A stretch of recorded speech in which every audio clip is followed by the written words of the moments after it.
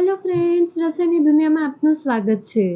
આજે હું તમને ગરમીમાં રાહત આપે તેવો મસ્ત અને ફટાફટ થાય તેવા કેરીના બાફલાની રેસીપી જણાવીશ। જો તમને આ વિડીયો ગમે તો લાઈક, શેર અને સબસ્ક્રાઇબ જરૂરથી કરજો અને તમારા ફ્રેન્ડ્સ અને રિલેટિવ્સમાં જરૂરથી શેર કરજો।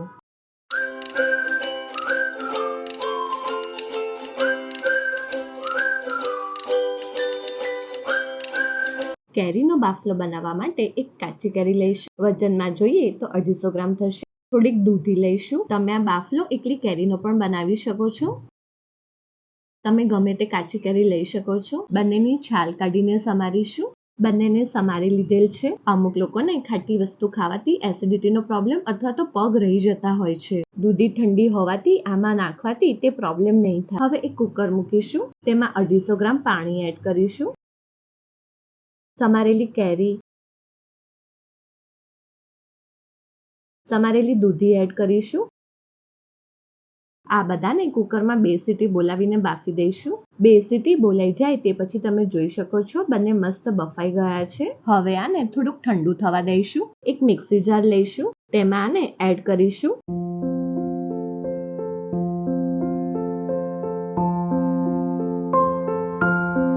થોડોક ફુદીનો એડ કરીશું। હવે આને ક્રશ કરીશું। આવી રીતે એકદમ ક્રશ કરવાનો રહેશે। હવે કઢાઈ મૂકીશું। આ પલ્પને આમાં એડ કરીશું। જારમાં ચોટેલ પલ્પને હાથથી લઈ લઈશું। હવે 250 ગ્રામ ગોળ એડ કરીશું। કેરી જે રીતની ખાટી હોય તે રીતના ગોળ વધારે ક્યાં તો ઓછો એડ કરવાનો રહેશે। સ્વાદ અનુસાર મીઠું, 1 ચમચી શેકેલા જીરુંનો પાવડર, 1 ચમચી ધાણા જીરું એડ કરીશું। આ બધાને મિક્સ કરીશું। ગોળને પીગાળવાનો રહેશે। ગોળ પીગળી જાય એટલે ગેસ બંધ કરી દઈશું। હવે તેમાં 1.5 ગ્લાસ એકદમ ઠંડુ પાણી રેડીશું। સ્ટોર કરેલા પલ્પમાંથી બાફલો બનાવવો હોય તો ત્યારે ફક્ત પાણી એડ કરીને સર્વ કરવાનો રહેશે।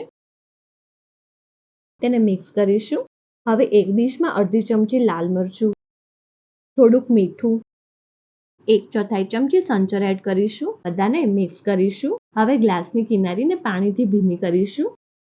તે પછી આવી રીતે મસાલામાં ડીપ કરીશું, જેથી બાફલો પીતી વખતે ખાટો, મીઠો અને થોડોક તીખું મસ્ત ટેસ્ટ આવે। હવે બાફલાને એડ કરીશું।